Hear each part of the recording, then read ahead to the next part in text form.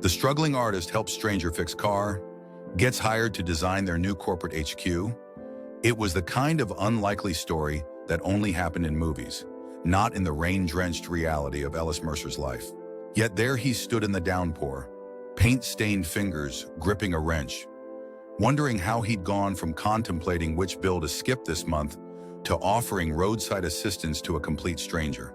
Ellis squinted through the sheets of rain, his thin jacket offering little protection as water dripped from his unkempt dark hair into his eyes. The sleek black sedan had looked so out of place on the potholed side street beside his dilapidated studio apartment building.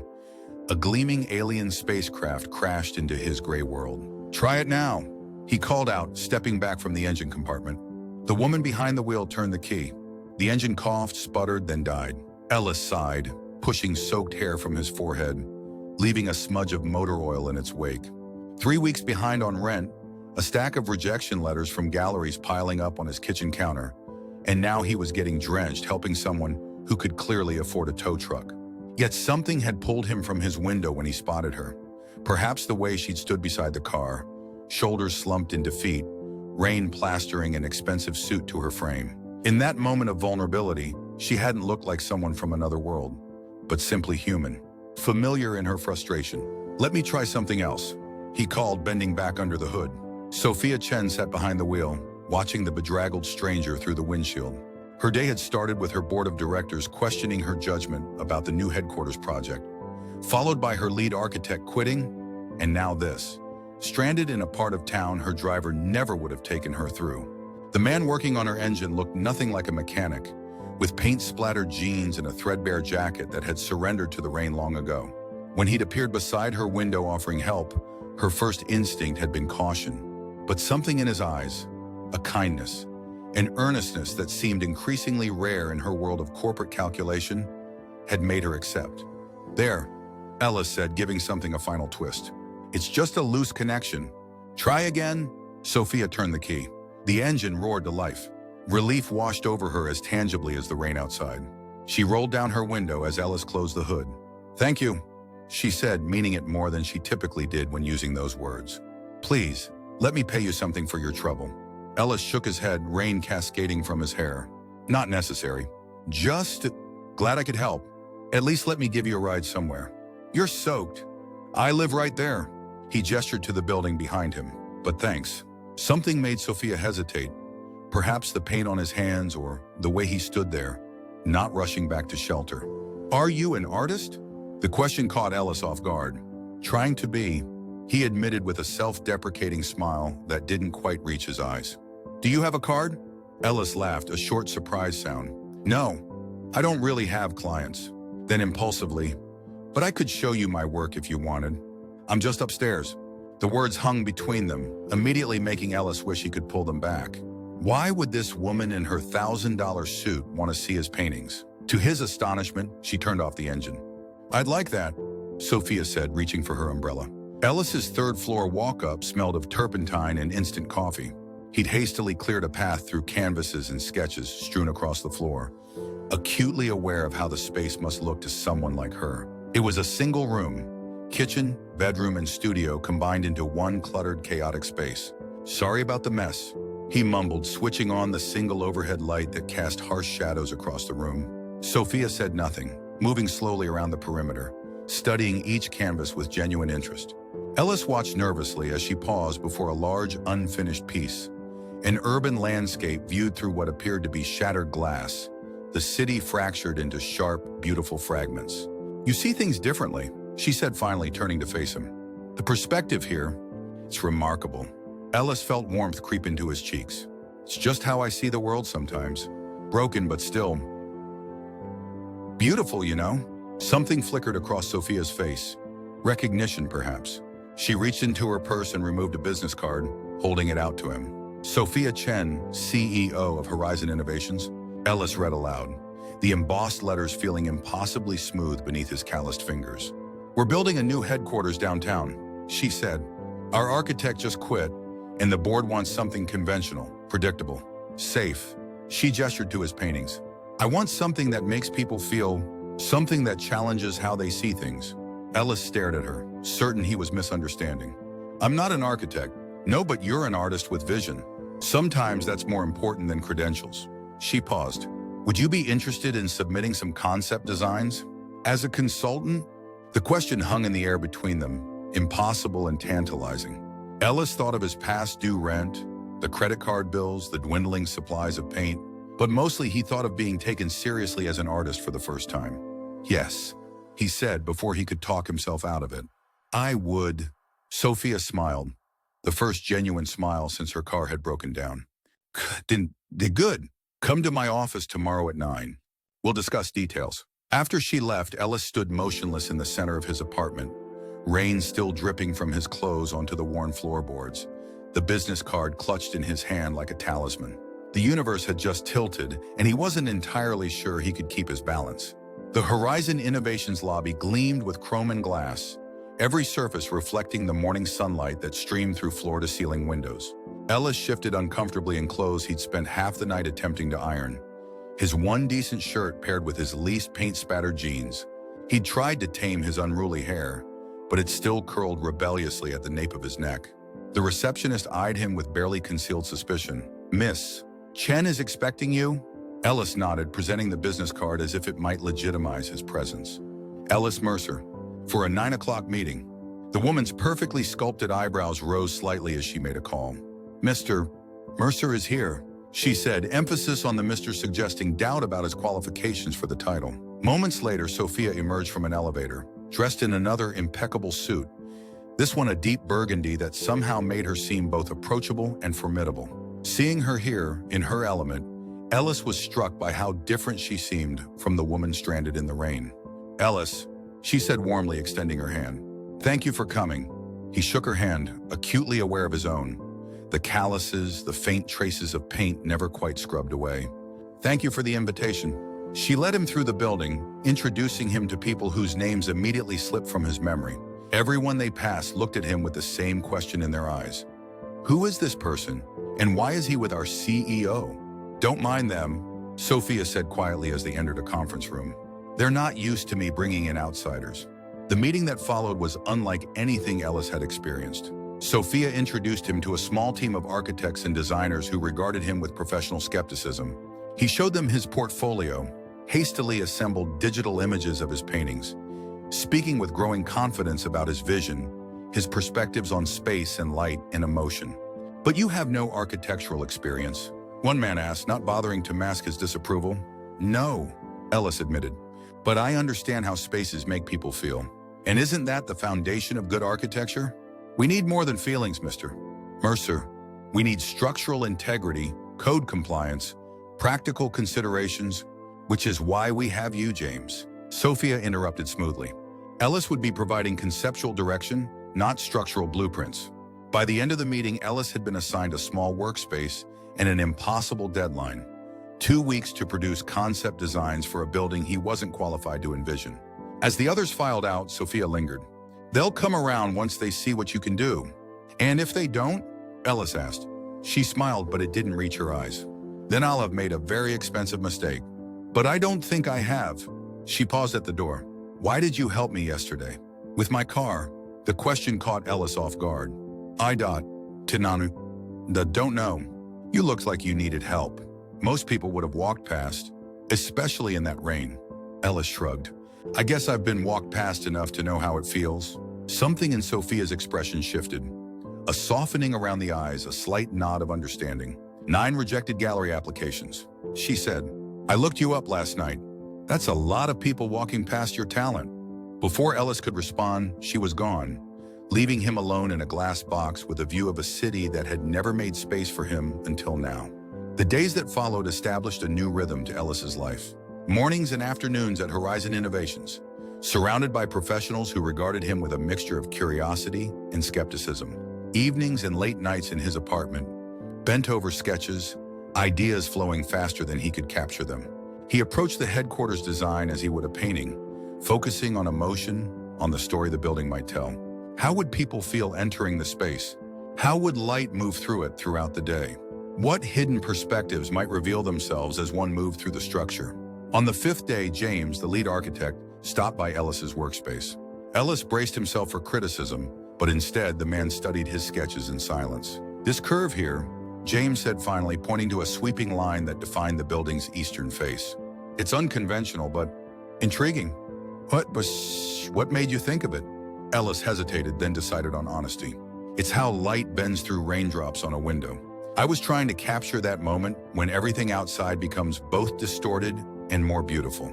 James looked at him for a long moment. "I've been designing buildings for 20 years, and I've never once thought about raindrops on windows." He tapped the sketch. This would be a structural challenge, but not an impossible one. It was the first crack in the wall between Ellis and the team.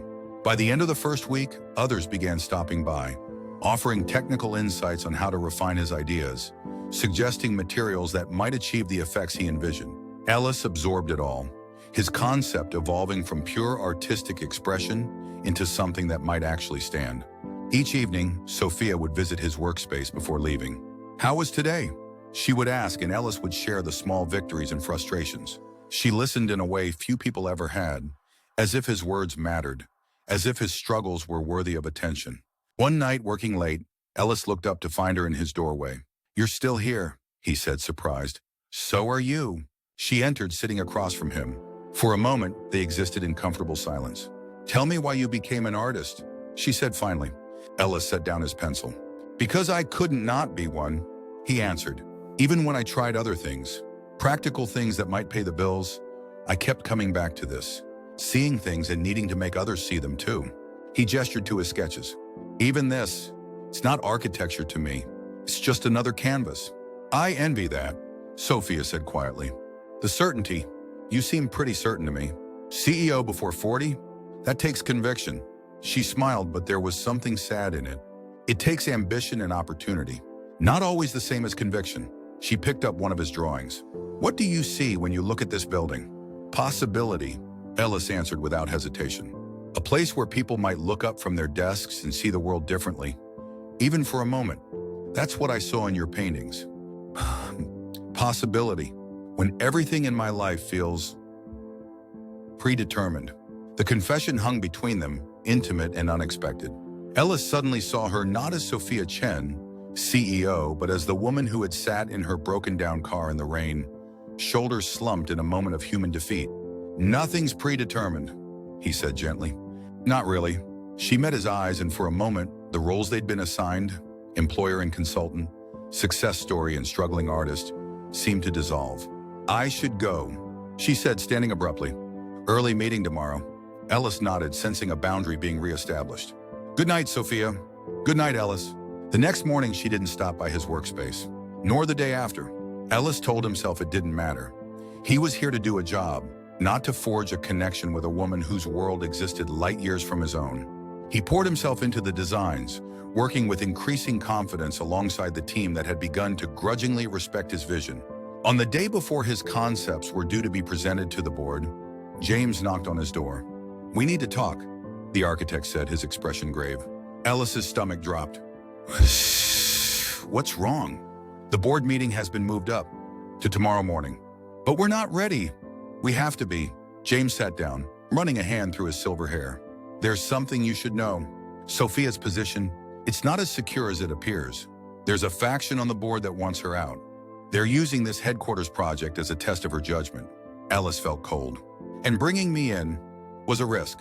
"Yes, if your concept fails to impress tomorrow, it won't just be a rejection for you.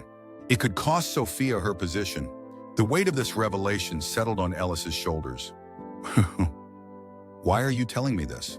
James's expression softened slightly. "Because despite my initial skepticism, I've come to believe in what you're trying to do here. And because Sophia has been the best thing to happen to this company in the decade I've worked here." He stood. "So whatever you're planning to present tomorrow, make sure it's not just beautiful. Make sure it's bulletproof." Ellis barely slept that night, refining his presentation, anticipating every possible criticism, strengthening every element of the design. When morning came, he dressed in the one suit he owned, purchased years ago for a funeral and hanging loosely on his frame now. The boardroom was intimidating. A long table of polished wood surrounded by men and women whose collective net worth probably exceeded the GDP of small nations. Sophia sat at the head, her expression carefully neutral as Ellis was introduced. "Mr. Mercer is an Unconventional choice, she said, her voice steady. But I believe his vision for our new headquarters represents exactly the kind of innovative thinking that Horizon was founded upon. Ellis stood, heart pounding, as he began his presentation. He walked them through the concept, a building that seemed to shift and change depending on the angle of approach, with spaces designed to foster both collaboration and moments of private reflection.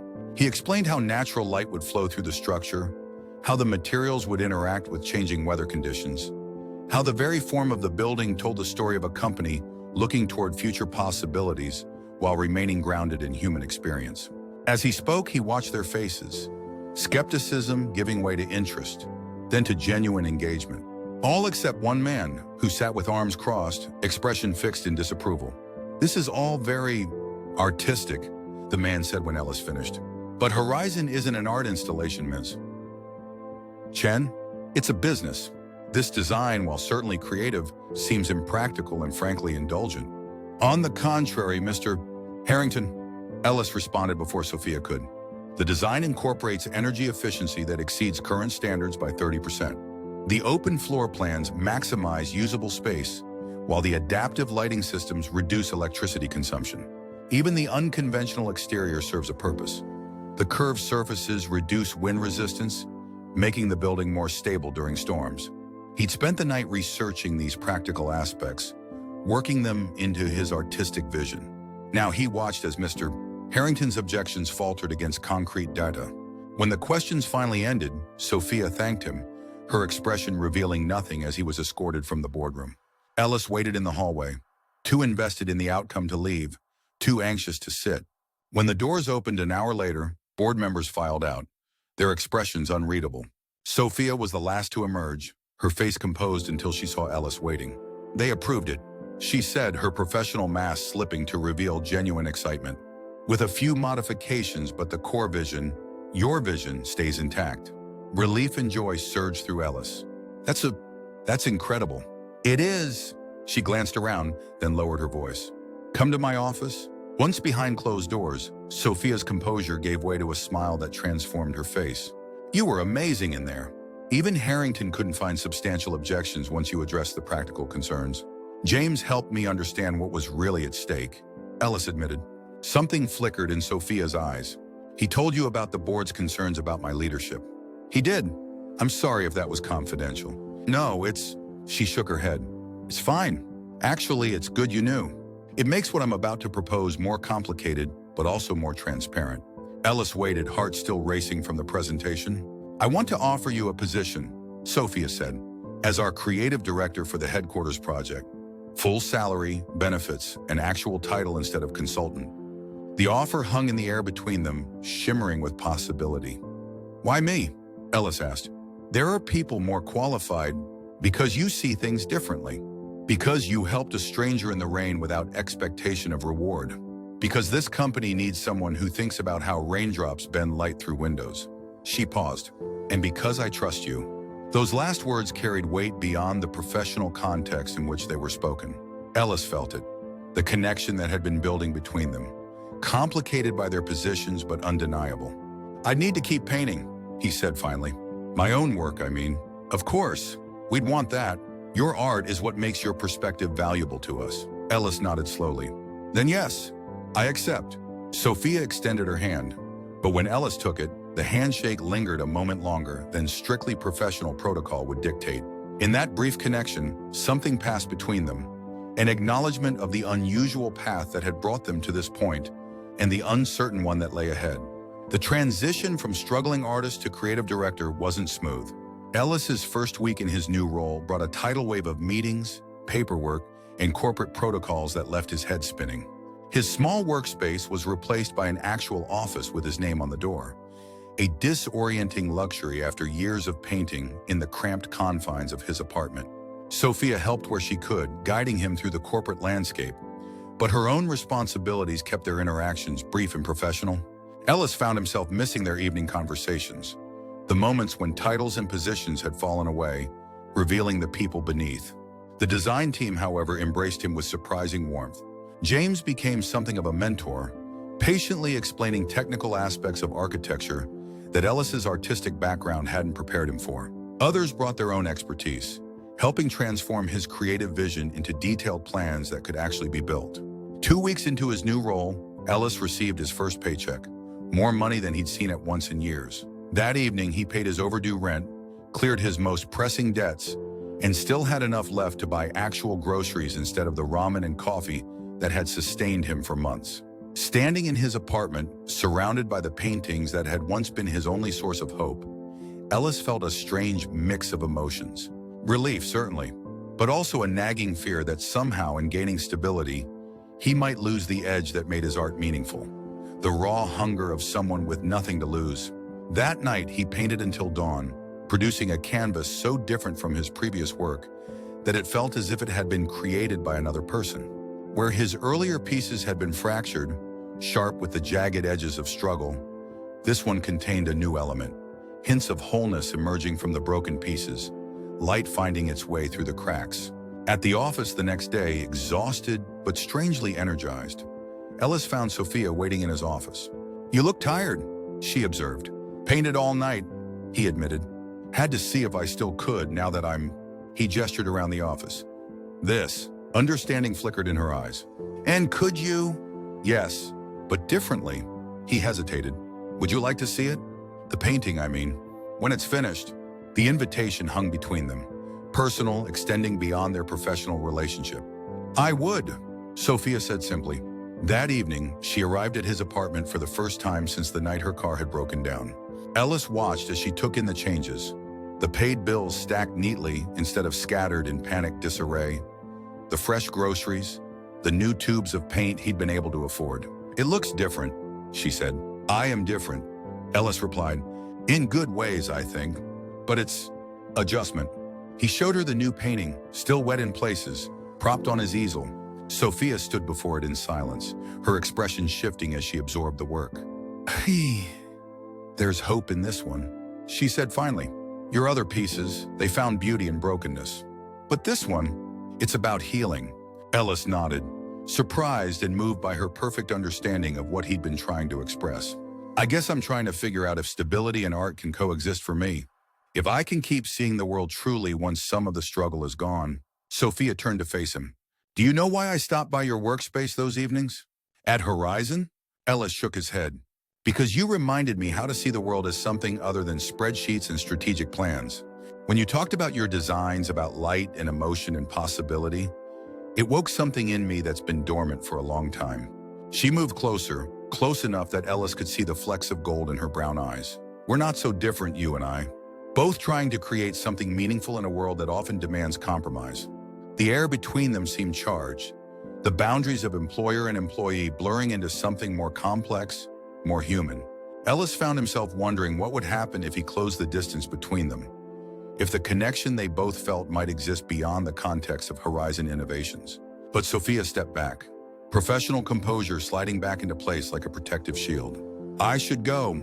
Early meeting tomorrow." "Sophia," Ellis said, her name an entire question. She paused at the door. "One step at a time, Ellis. We have a building to create first." After she left, Ellis turned back to his painting, seeing it with new eyes, not just as an expression of his own transformation, but as a conversation between two people learning to see the world through each other's perspectives. The months that followed established a rhythm.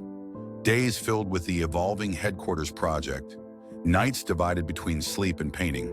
Ellis found his two worlds beginning to merge in unexpected ways. His artistic sensibility influenced every aspect of the building design, while the technical knowledge he gained from the architects informed his personal work.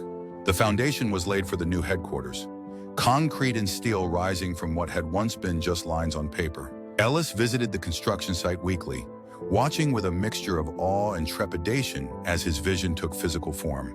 His relationship with Sophia evolved too, professional collaboration deepening into friendship, with undercurrents of something more that neither of them acknowledged directly. They developed a kind of shorthand, able to communicate complex ideas with just a glance or gesture. The team noticed, occasionally exchanging knowing looks when the two of them finished each other's sentences or reached the same conclusion simultaneously. 6 months into the project, a major problem emerged. A key material that Ellis had specified for the building's distinctive facade proved structurally unsuitable when tested at full scale. The setback threatened months of work and millions in additional costs. "We'll have to redesign the entire exterior," James said grimly during an emergency meeting. "Go with something conventional. We don't have time for creative solutions." Ellis felt the weight of failure pressing down on him. His first major test as creative director, and he'd fallen short. He looked to Sophia, expecting disappointment, but found her watching him with steady confidence. "What do you think, Ellis?" she asked when others had finished speaking. All eyes turned to him. 6 months ago, he would have shrunk under such scrutiny. Now he took a deep breath and stood. "I think we've been approaching this wrong," he said. "We've been trying to force materials to match our design. What if we let the materials guide us instead?" He moved to the whiteboard, began sketching rapidly. "What if we use the structural limitations as a feature rather than a flaw?" For the next hour, Ellis outlined a revised approach, one that maintained the spirit of the original design while working with, rather than against, the properties of available materials. When he finished, the room was silent. "It could work," James said finally. It might be better than the original." Sophia's smile held a mixture of pride and something more personal. "I think we have our solution." Later that evening, alone in her office, she poured 2 glasses of whiskey. "To creative problem solving," she said, handing one to Ellis. He accepted the glass, their fingers brushing briefly. "To seeing limitations as opportunities." They drank in comfortable silence, looking out over the city lights. Ellis found himself studying her profile, the way the evening light softened her features. "Do you ever regret it?" he asked suddenly. "Hiring me that day?" Sophia turned to face him. "Not for a second, though I do sometimes wonder, what if my car hadn't broken down on that particular street, on that particular rainy day? What would have happened to us? Would we ever have met at all?" The question hung between them, heavy with implications about fate and chance, and the fragile connections that shape lives. "I like to think we would have," Ellis said softly. "Different circumstances, maybe. But somehow," Sophia set down her glass, moving closer. "Ellis, A knock at the door interrupted whatever she'd been about to say. Her assistant appeared, apologetic but insistent about an urgent call from Tokyo that couldn't wait. The moment broken, Ellis gathered his things. "I should go anyway. Early site meeting tomorrow." Sophia nodded, already shifting back into CEO mode. "Of course. Thank you for today. For finding a solution when everyone else saw only problems. It's what you hired me for, isn't it? To see things differently." "Yes," she said, something wistful in her tone. "That's exactly what I hired you for." As winter turned to spring, the new headquarters rose from the earth, its distinctive silhouette beginning to emerge against the city skyline. Ellis's role expanded beyond design into the minutiae of execution, selecting finishes, adjusting details, solving the 1,000 small problems that arose during construction. His apartment slowly transformed as well. Gallery owners who had previously rejected his work now called, having heard about the artist designing Horizon's revolutionary new building. Ellis accepted a few offers to exhibit, but held back his newest pieces, the ones that traced his personal evolution, that contained something of his connection with Sophia. Those felt too private to share. One evening in late spring, Ellis worked late at the construction site, watching as workers installed a section of the curved glass facade that would capture and transform light just as he had envisioned. As the sun began to set, the glass came alive, bending light into prismatic patterns that danced across the unfinished interior. "It's exactly how you described it would look." Ellis turned to find Sophia standing behind him, her silhouette haloed by the refracted light. "You're supposed to be at the airport," he said, surprised. "Your flight to Singapore, I postponed it." She moved to stand beside him, watching the light play across the surfaces. "I wanted to see this, the moment when your vision started to become real."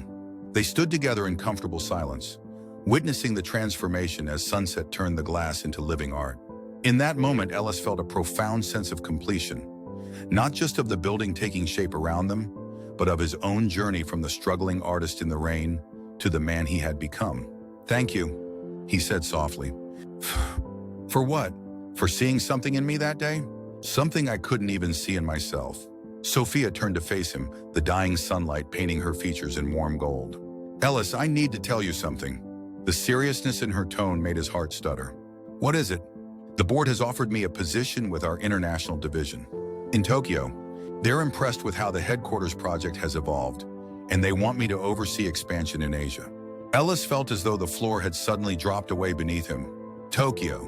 That's a big opportunity. It is, but it means leaving here. Leaving, she gestured to the space around them, but Ellis understood what remained unsaid. When would you go? After the building is completed. 3 months from now. 3 months. The words hung in the air between them, a countdown to an ending neither had foreseen. Have you accepted? Ellis asked, trying to keep his voice steady. Not yet. I wanted to talk to you first. Why? The question came out more sharply than he intended. Sophia's composure faltered for the first time since he'd known her. Because whatever is happening between us, this connection, it matters to me. And any decision I make about Tokyo affects more than just my career now. The admission that what existed between them was real, acknowledged, something that factored into life-changing decisions, shifted something fundamental between them. It matters to me, too, Ellis said quietly. More than I've let myself admit. Sophia stepped closer, close enough that he could feel the warmth of her presence. So what do we do? The question encompassed so much. Their professional relationship, their deepening personal connection, the uncertain future with an ocean potentially between them. I don't know, Ellis answered honestly. But I think we start by stopping all the pretending. By acknowledging that from the moment you broke down in the rain and I helped fix your car, we've been moving towards something neither of us planned for. Sophia nodded slowly. And then, we figure it out together. One step at a time. She smiled, a genuine smile that transformed her face. I'd like that. As darkness fell completely, they stood in the skeleton of the building that had brought them together, surrounded by glass that transformed even the faint city light into something magical. In that space between what was and what would be, Ellis reached for Sophia's hand, their fingers intertwining as naturally as if they'd been designed to fit together. Neither spoke of Tokyo again that night. There would be time for decisions, for navigating the complex intersection of careers and hearts. For now, it was enough to stand together in a building half complete, watching light dance through glass. Two people who had helped each other see the world anew. The final months of construction passed in a blur of activity. As the building neared completion, every detail required attention. Lighting adjusted to the millimeter, materials inspected for perfect finishes, systems tested and retested. Ellis found himself working 16-hour days, falling into bed exhausted only to wake with new ideas that sent him rushing back to the site.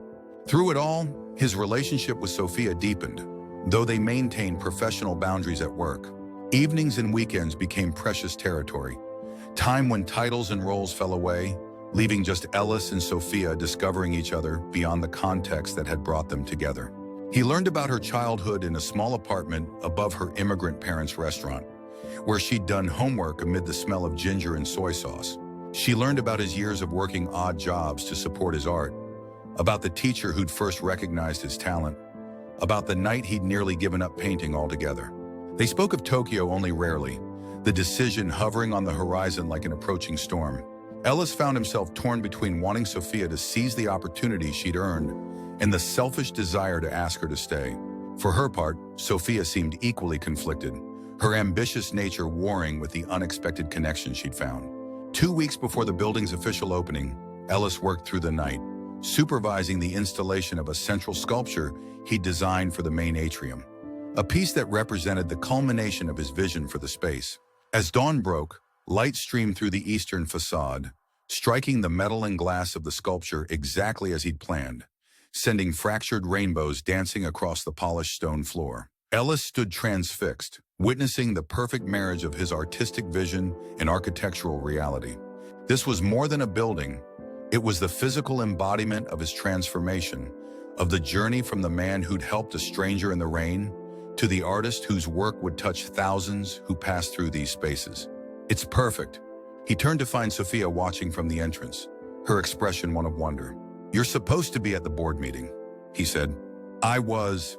It's over. She walked toward him, her footsteps echoing in the vast space.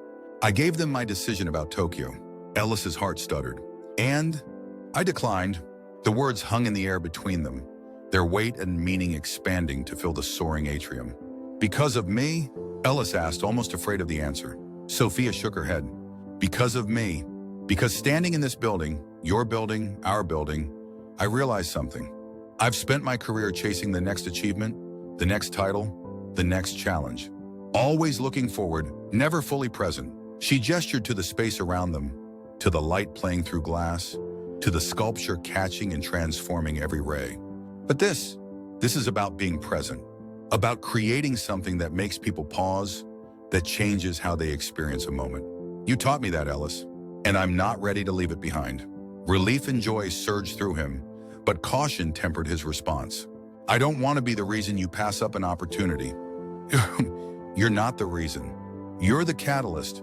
She moved closer, taking his paint-stained hands in her own. You helped me see that I was climbing a ladder without knowing what was at the top. That maybe what I really wanted wasn't in Tokyo at all, but right here, in the cathedral-like space of the atrium, with morning light streaming through the windows he'd designed, Ellis finally closed the distance between them.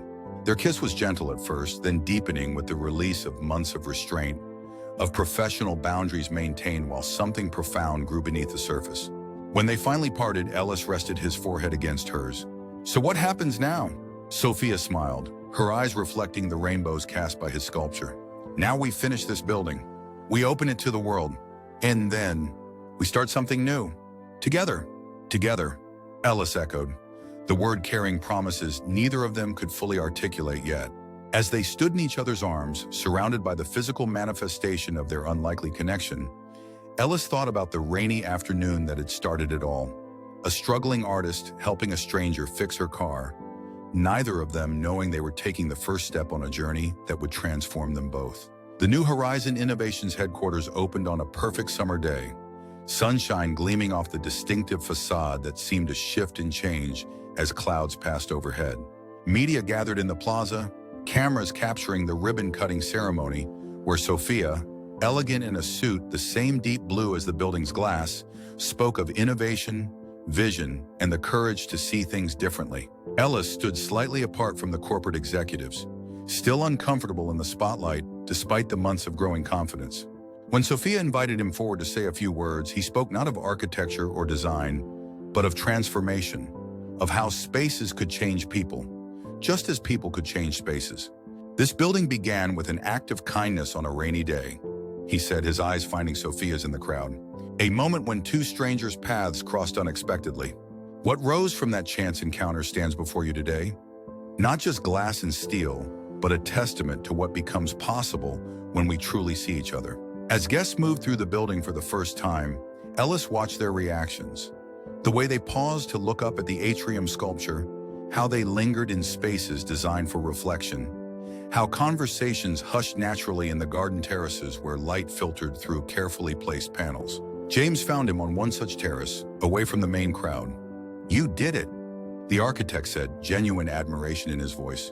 I wouldn't have believed it possible a year ago, but you actually did it. We did it, Ellis corrected. I had a lot of help. True, but the vision was yours. James looked out over the city skyline. So what's next for you? Back to painting full-time? Ellis considered the question. In truth, he'd been painting more prolifically than ever during the project. His artistic voice strengthened rather than diminished by his architectural work. Several galleries now competed for his pieces, and a museum had approached him about a showing. Both, I think, he answered. Horizon has offered me a permanent position heading a new design division, and I still have my art. I've discovered I need both, the collaborative creation and the solitary expression. James nodded approvingly. And you and Sophia? Ellis smiled, unable to contain the happiness that rose within him at the thought of their future. Still unwritten, but full of possibility. That's another work in progress, the best kind. Later that evening, when the crowds had gone, and only the cleaning crew remained, Ellis found Sophia in her new office. Floor-to-ceiling windows showcased the city lights, while inside, the space he designed especially for her balanced efficiency with warmth. A place where vision and pragmatism could coexist. So, she said, turning from the view as he entered, did we create something worthy? Ellis crossed to stand beside her, both of them looking out at the city where a struggling artist had once helped a stranger fix her car in the rain. I think we did, he said softly. Something more worthy than either of us imagined possible. Sophia's hand found his, their fingers intertwining with the ease of practice. The board approved my proposal for the design division. It's yours if you want it. I do, Ellis said, the words carrying weight beyond the professional opportunity. But I have a condition. Sophia raised an eyebrow. Which is that the division's first project is affordable artist housing and studio space. Places where people like who I was a year ago can create without choosing between rent and paint. Sophia's smile was answer enough before she spoke. Already in the budget. I had the same thought. In the reflection of the window glass, Ellis could see them both, the CEO and the artist. Two people who had found in each other something neither had been looking for. Behind them rose the building they'd created together, a structure that would stand for decades, testament to what becomes possible when chance, kindness, and vision intersect. "I love you," Ellis said, the words emerging naturally without the hesitation that might have paralyzed him months before. Sophia turned to face him, her eyes reflecting both the city lights and something deeper, more enduring. "I love you too. Have since you showed up at my car in the rain, covered in paint, offering help when you barely had anything to give. I had more than I realized," Ellis said softly. "Just needed someone to help me see it." As night settled fully over the city, they stood together in the building that had transformed them both. Two people who had helped each other find not just success, but something far more valuable: the courage to see beyond what was to what might be, and the wisdom to recognize that the most important architectures are not those built of glass and steel, but of connection, compassion, and love. The struggling artist who helped a stranger fix her car had designed more than a corporate headquarters. He had, with every line and curve, with every plane of glass and sweep of light, created a monument to the transformative power of being truly seen by another person, by the world, and finally by himself.